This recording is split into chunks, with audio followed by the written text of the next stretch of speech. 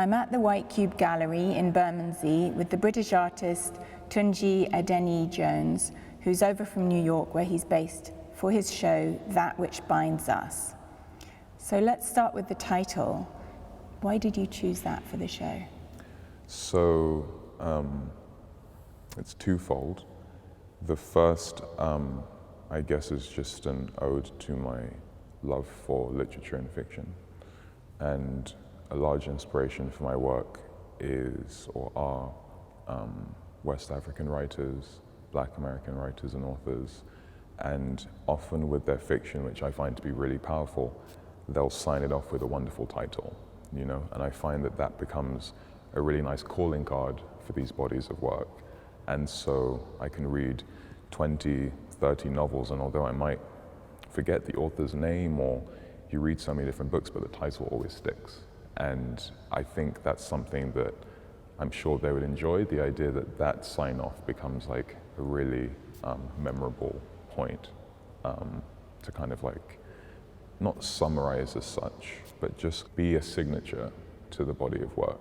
So yeah, I put a lot of thought into just that title as kind of hopefully having a bit of life beyond this show as well. There are classical Nigerian authors, specifically Chinua Achebe and Wole Soyinka and Amos Tutuola, and you know, famous authors with famous titles. Things Fall Apart, you know. Everyone now over in the US especially knows about Things Fall Apart. They might not know what it's about, but they know the title, you know, things like that. The Palm Wine Drinkard, these really like memorable sort of phrases or lines that become wonderful signatures.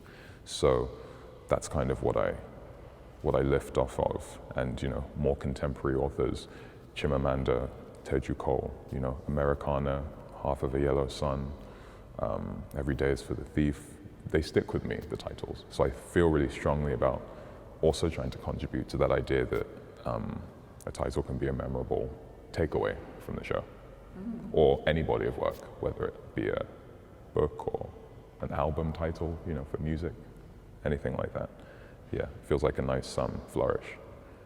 And yeah, secondly, on a more personal level, I'd say that, you know, I've been traveling around a lot. As you said, I just got back from Brooklyn. I've spent time in Mexico City recently, moving between both. London and New York has been difficult over the past few years. But I've found that through all my travels, there have been various instances where I felt very comfortable and I felt very welcome. And so I've been thinking about those elements of environments that we're in that welcome us and make us feel accepted and at home. So, you know, That Which Binds Us is thinking about those, you know, both tangible and intangible qualities of an environment, of a community. All the works were made this year. Did you conceive them as a single body of work within a theme? Yes, so I often go in thinking about sets. So you'll see that there are various kind of sets, couplings of, you know, chromatically and sort of thematically within the work. Yeah, I set out to kind of create both a kind of a chromatic visual experience where you're looking at certain colors and then you'll be caught by others in your periphery, and then also thematically in terms of the figures that are sitting inside the space. I just wanted to give a bit of variety and diversity to a visual language that typically I guess I would be more singular on. So yeah, I felt it was an opportunity to expand and show a bit of everything that I can show at least.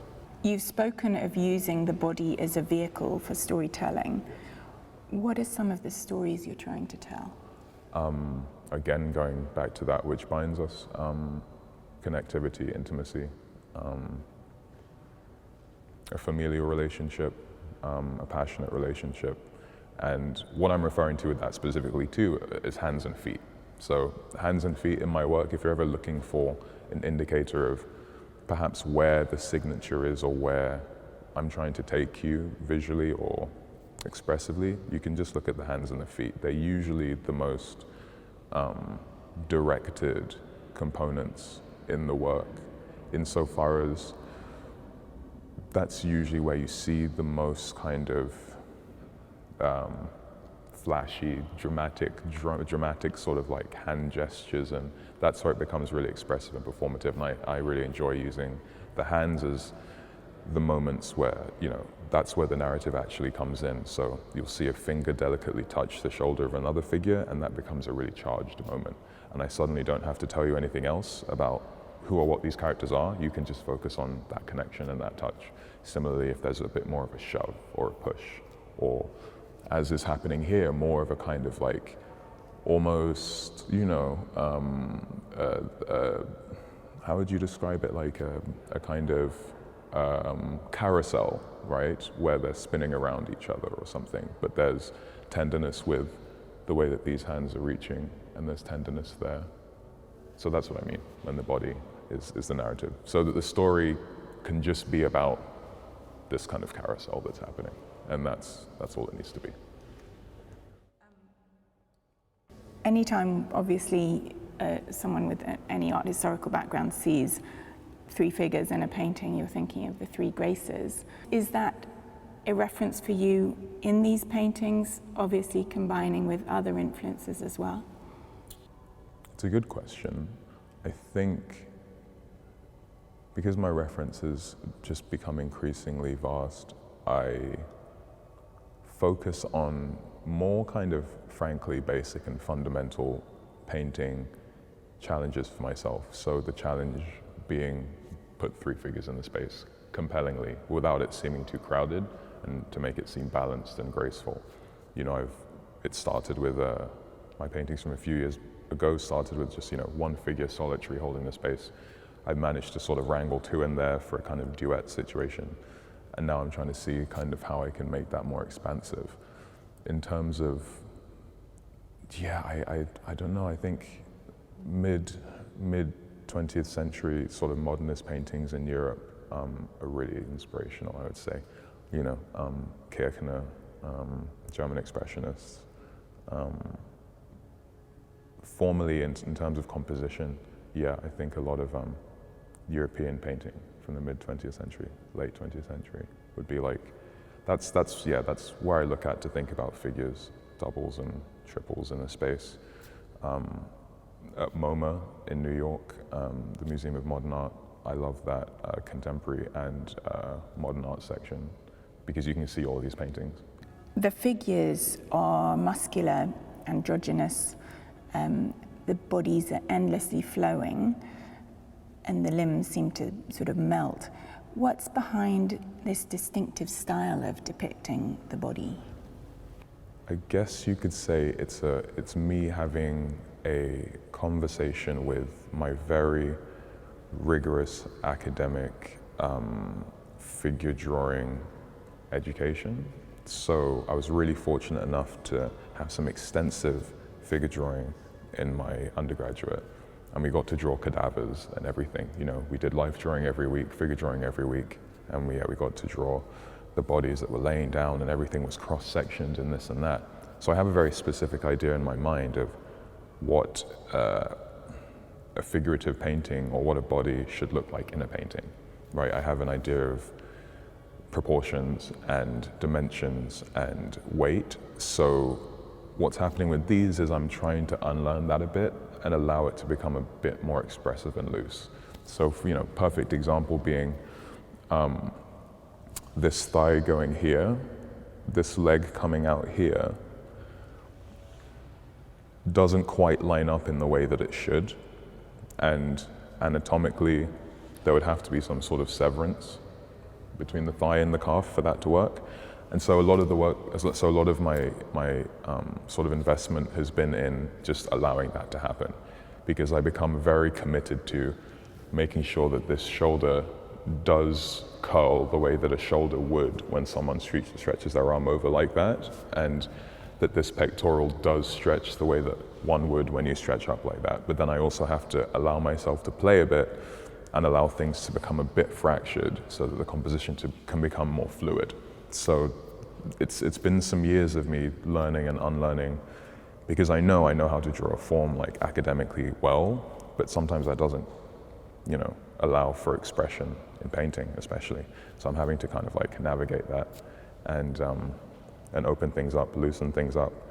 allow forms to twist and turn a bit, as with these sort of duets, the red duets there and there. You're seeing a lot of twisting and turning that is and isn't, you know, anatomically sound, but it's kind of moving between both spaces, and that's, obviously you can see that's where I enjoy the composition the most. That's where I have the most fun with it. Yes, I like the way how a limb will creep out, like you said there, and you're thinking, who's that belonging to? Exactly. Maybe that doesn't matter at all, because it's just this sort of jumbled fluidity going on. Exactly. I wondered, everything seems to be in movement in this fluid dance, yet the figures have incredible poise. There's nothing hectic about them. I wondered what this fluidity signifies for you. The poise, which is a great word I would attribute to it, and balance, I think, is something I'm really interested in. I think it's important for me to sort of present. So these bodies are, you know, they're black bodies. They are bodies that I would associate with, you know, the African continent, but also just a colored body anywhere. You know, black bodies around the world. You know, North and South America specifically as well too. And what I'm used to seeing in painting, or what I've become used to seeing in painting of bodies of color, has been a lot of, I guess the word is tension, and there's actually a lot of tension in my work as well, and I like playing with that, but I also really want to show balance and grace at all times, and a composure, and a confidence, and a kind of, I don't want these figures to feel like they have anything to prove, and for that to happen, yeah, I need to kind of imbue them with a sense of poise and grace. And then that goes, you know, that expands to just how I experience myself as a black body moving through the world, both here, when I'm in America, when I'm in Nigeria, or when I was most recently in Senegal for a wonderful, wonderful residency, noticing how bodies just move with grace and ease, and like the seductive quality of that, of how one can move when they're in an environment that isn't so, what's the word? Coercive, I would describe my black experience in America. There's a lot of coercion in every which way, conceivably, and that leads to a state of being that is very tense. And so I'm actively trying to negotiate that with myself, negotiate that with what I'm seeing around me, and then deal with that in the work and kind of try and free the figures of that tension and coercion, whilst also maintaining another level of tension, but that's more pictorial and compositional. Yeah. Interesting you say freeing, because I definitely see there's a liberation there. Yeah, for sure. Yeah. When I spoke about this work a few days ago, someone said, yeah, it's a celebration and it's joyful. It definitely is too. Celebration, joy, of expression. Yeah. A quick question on the bodies. Do they belong to real people? No. They don't, they're No. generic bodies. That's what I'm also trying to navigate. It's like, and that's what I found, adding more helps with that. Because it becomes generic, yes, and they do become almost archetypal, but I do want there to be the potential of you're looking at the same body moving through perhaps a movement, or as is with these three, you could be looking at the same three figures moving through a different scenario, or it's actually 9 figures in one large space, or that kind of open read. Yeah, but it's all imagined. Mm-hmm. Your visit to Nigeria in 2012? Oh yeah, wonderful. Was pivotal, Yes. I read, in helping you to find your painting language. Why was that? Yeah, so it's so funny being back here because, yeah, I hadn't moved to America yet. I was still in my undergraduate, and I was feeling particularly confused about why, as an artist in my program, as one of the only sort of black artists, definitely, but sort of like artists with any other kind of history that wouldn't be solely British, why I was feeling so creatively stuck in a way that didn't line up with, because you get stuck all the time, I still get stuck now, but that was a different kind of stuck. And I was fortunate, you know, my uncle, he's wonderful, he's a photographer. He took me out to Nigeria and he introduced me to all of these artists who he's known, sort of Nigerian masters, frankly, artists who were pioneers, still pioneers. We're really fortunate to still have many of these artists, Bruce Onobrakpeya, Ndidi Dike, Oluwamoda, let's see, Victor Ekbuk, Victor Ehimano, I can go on. But I was fortunate enough to meet these guys. And for me at that age, it was interesting because I kept asking them the same question. I said, hey, so I was born in London, but obviously I'm also Nigerian. Should I say that I'm a British artist? Should I say that I'm a Nigerian artist? Like, what should I do? I was like, how should I go about this? And they were like, you know, very excited that I was even asking. And they were even more excited to say or suggest even that I should pursue as both or all of the above. You know, don't feel any need to stick one and ditch the other, or, you know, if you have the opportunity to do both, please do both, because there's so much to be gained from that and there's so much to give back. And I feel strongly about that. It was just, you know, words of encouragement and words of support. And my program, undergraduate program and sort of like education here was good. It was thorough, it was academic, it was historical, but it was just never, I wasn't learning enough about myself or artists like myself. So I kind of just needed a bit of an exposure to something that would give me more encouragement. And then obviously moving to America helped with that too. Really the basis of that, in a shorter summation, is just like the travel was necessary. You know, I found that travel has been such an important stimulant for all of this work. And that was my first instance in 2012 of being like, I'm in another place, I'm taking all of this in, and I don't even know what's going to come of it yet, and then it just ends up paying dividends as I develop. If we can talk a little bit about your move to America in 2017 to study at Yale, how did that move affect your practice? I mean, none of this would have been possible without that move. I think everyone who was at that program with me could look at this work and be like, oh, because it's still in that vein. A lot of the ideas, all of the ideas that are present here, I started thinking about there. I went in there with kind of the most open mind. I remember a friend told me, we were laughing about it,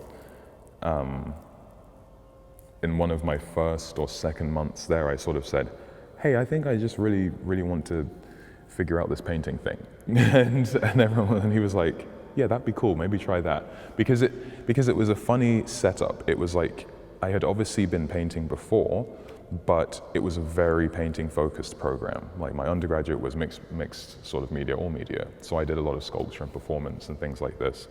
But once I got to Yale and it was the painting program, I really found a wonderful opportunity to hone in and just learn. And I've been learning ever since, I'm still learning. But it kick-started that sort of ongoing investigation with the medium and with the practice of painting, truly. The faculty were wonderful.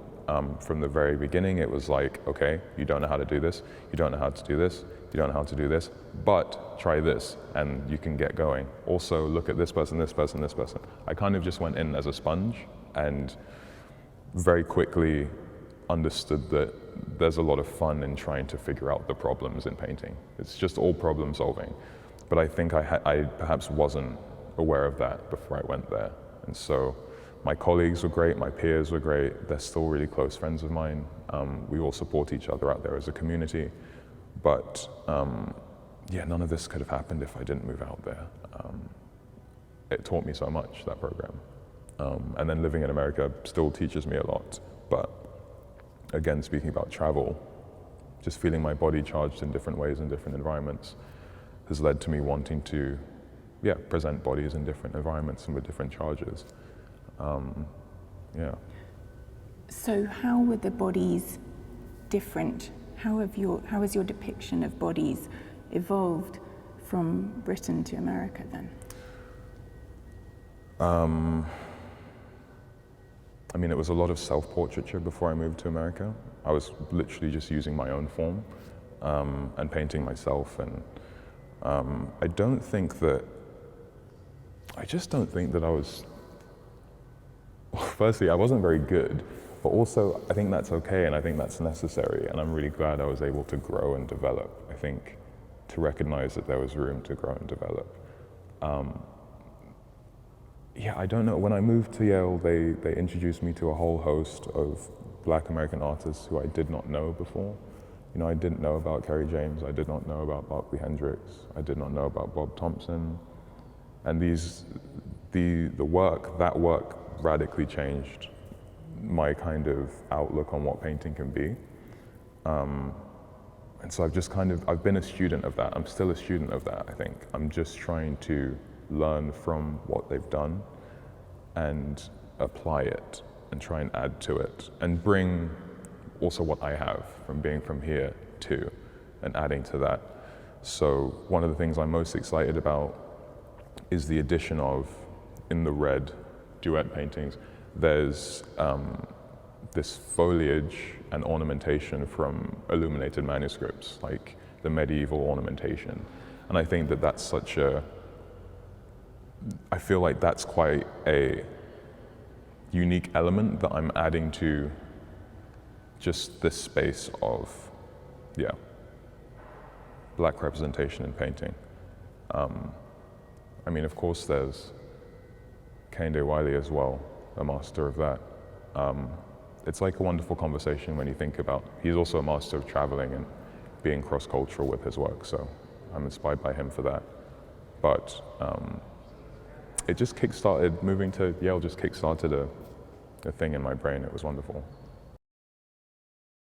Talking about the backgrounds of your paintings with their organic foliage-like patterning, there are obvious affinities with Kehinde's the backgrounds too.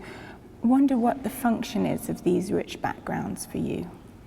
They function on multiple levels, and the first and most exciting, I think, is the ornamentation and the foliage become, they collectively become in this instance, a third participant in the composition. So you have the duet, the two figures, and then you have this ornamentation sort of wrapping around them and unfurling, and that acts as the third protagonist, or antagonist, or just, it becomes another presence that is, far more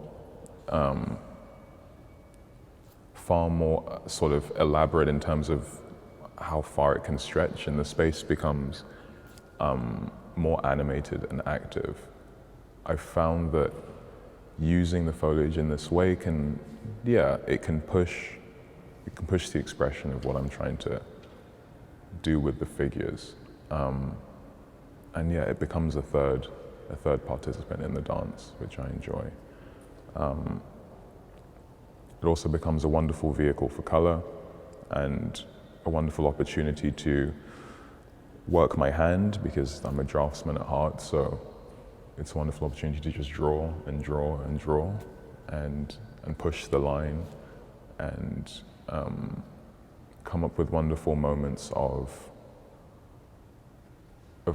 release where I don't have to fully articulate something, and almost moments that can push into abstraction because I'm being less defined and then I'm being hyper-defined with certain things. So I enjoy that balance and that tension as well. The other thing, to go back to literature, I've really still enjoy a lot of Octavia Butler's fiction. And one of the many things that I've enjoyed a lot about that fiction is how she employs kind of the natural world, foliage, landscape, organic matter as being human. So often you'll have a hybridized human alien form that can turn into foliage as well. Or the visuals that I get from reading her fiction, they're just fantastic. So that's also what I'm trying to think of with this, like a very elaborate foliage that can become figurative in its own right and become structural in its own right. It can become, very formal within the space. So yeah. Yes, because it's engulfing them. We can't tell. They're at times the figures are melting into the background, aren't they? Yeah. And it could be suffocating, but there's also something, exhilarating about it. It's got this tension, I guess, again, in a way, between, you can't tell whether it's benign or not. Exactly. Yeah. That's why I think antagonist or protagonist with the third, because it's like we're not quite sure, but they're moving through the space, and the space is moving with them, and it's a similar motif that continues throughout the other red paintings, and it's fun to explore the potential of that through the repetition, through the continual foliage. Yeah, it becomes really fun. That's and why I it's play. interesting because these are all warm colours, but then you've got these intense flashes of blue. Yes, so that's actually very specific to, again, travel. When I was fortunate enough to spend some time in Dakar, again linked to Kehinde Wiley because he invited me and several other wonderful artists. When I was there, I noticed, Dakar, Senegal is a majority Muslim country population, so they have a wonderful sense of color in relation to their architecture, design, also of course in their textile and clothing. But I'm used to that. I was mostly looking at the architecture, and I was kind of just blown away by how beautiful all of the buildings looked.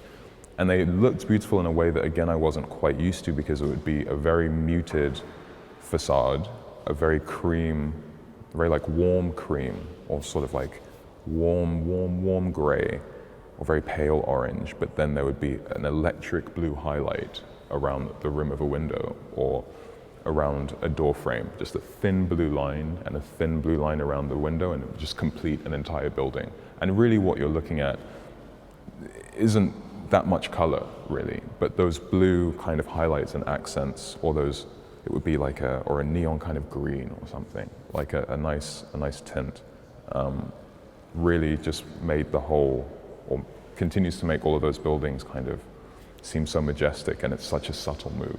So with this, thinking about how overall, it's a red painting, but putting in some small moments of a really intense blue don't remove from that, and they add to it quite nicely. And obviously the contrasting color theory does make them vibrate a bit, but it still allows everything to sit naturally, and the colors just serve to help each other.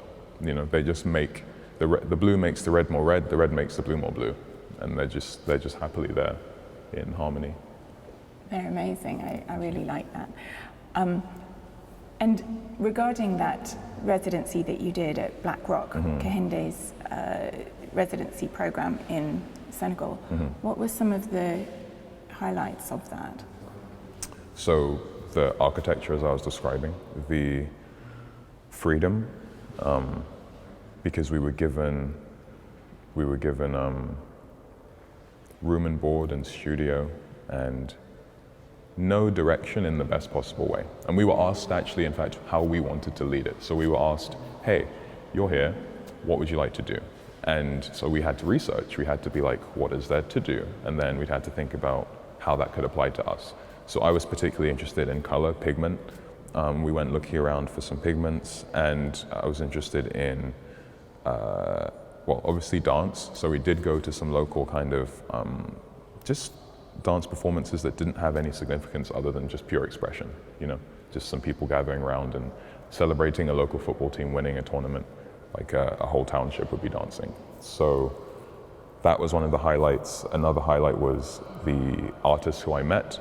I met a wonderful writer from Nigeria, Kelechi. I met an incredible sculptor from Johannesburg, Sylvester, and these are people who I would consider to be my contemporaries. They're my age mates, but without that exposure, I would not have had the opportunity to meet them. So it's such an interesting moment of finding the version of myself, but in a different context, whom would otherwise be unreachable to me.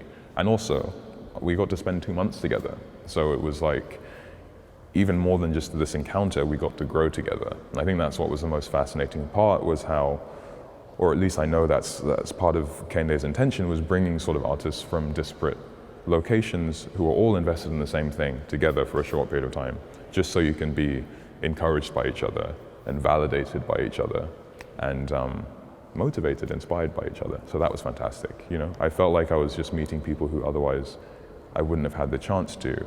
And, you know, these people have been so effective in so many ways. And seeing the way they responded to my work was important, and vice versa. I have a very specific audience, especially when I'm in America, and even here. I haven't really shown much of my work on the continent yet. You know, West, East, South Africa, like I haven't presented a lot of my work there, even though that's where it's all rooted in. So it was good for that, you know. It was good to make some paintings on the African continent. It was good to just take all of what I'm describing and put it in effect, put myself in effect, and not have to stretch out so far all the time, to just like be in the environment that's the substance of all of this. Yeah, it was great. As I was saying, I want to go back very soon. What are some of those West African mythologies that you've mentioned are influential for you? I think, so there's my Yoruba heritage, and the traditional Orisha, which are the deities in Yoruba, but more recently I found myself expanding beyond that specificity, just because to me it seems to be both not in service of the subject matter and not in service of the greater population that I'm trying to speak to. I think that for me personally, it makes absolute sense to be inspired by and looking to my Yoruba heritage, but the work doesn't have to be as specific or focused on that. So I mean, this is a good example because you have the figures with the traditional scarification across their body, that's what that is, and the head is inspired by the traditional Ife Benin bronze heads from the Lost Kingdom. And that theme, although it's still here, I guess previously would be the sole focus of the show, but now it's a nice accompaniment to several other things that are happening. So you can see I'm still being, you know, I still will have my duty and my obligation to represent this specific part of my history, but I do want it to be more accessible. I do want to start thinking about black bodies in a wider net and in a wider sense, because that's how I get read when I move around as well.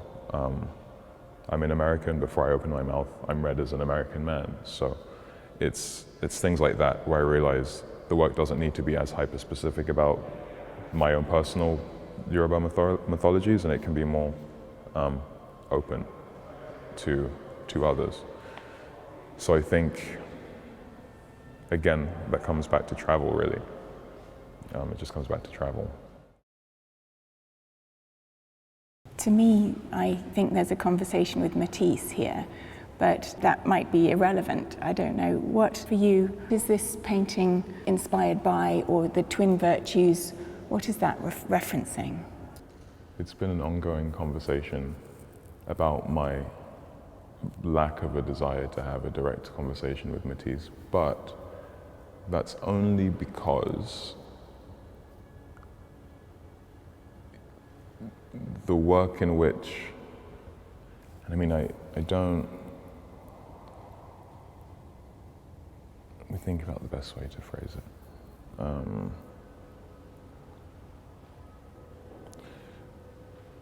I would definitely say that, you know, I'm inspired by the figures, the forms, and the history, and the sculpture that Matisse was also inspired by.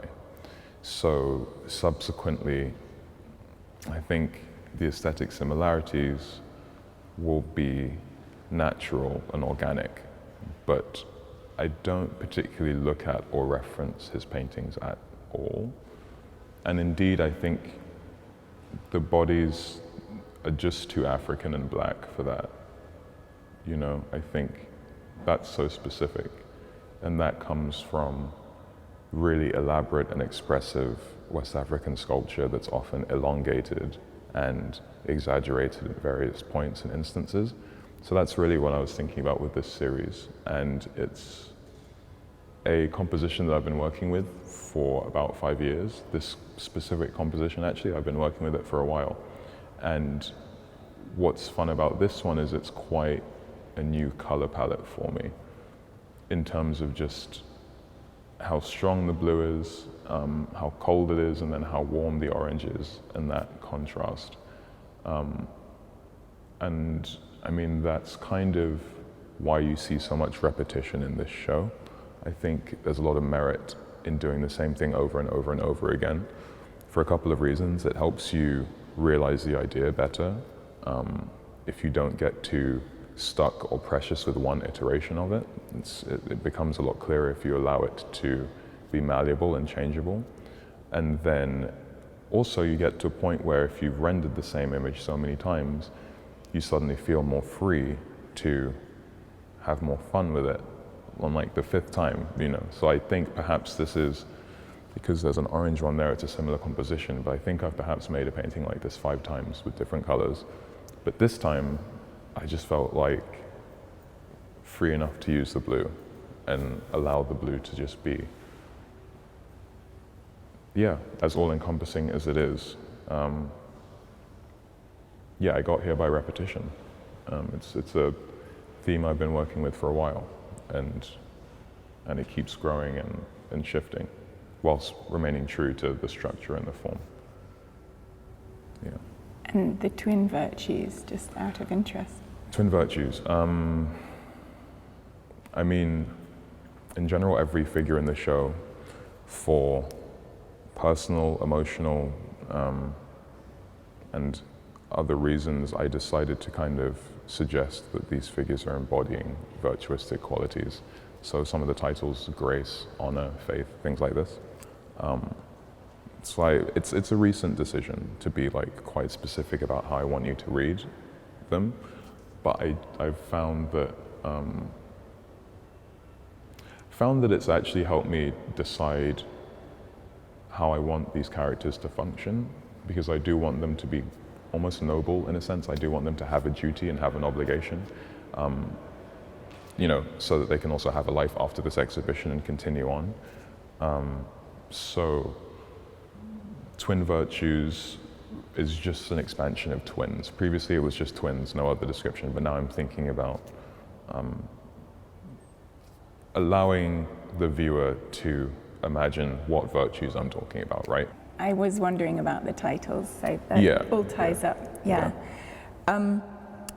And I wanted to discuss your process, wondering if you're working from sketches, what goes into making your paintings? Are you working on several at the same time in the studio? So yeah, again, going back to the repetition thing, that helps with it. I work on several at the same time. It helps keep things fresh. If I get stuck on one, I can just start on another and then come back to one. And I think everything starts with a line drawing, so you'll see like the presence of line as being very strong. And often, you know, especially in the darker ones, the line that you see that is the most pronounced is the first line that goes down on the canvas, and then I add everything and build around it, so there's a bit of an edge.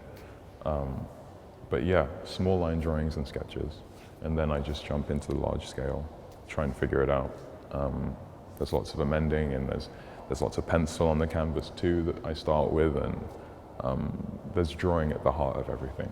So compositions start with drawing, and then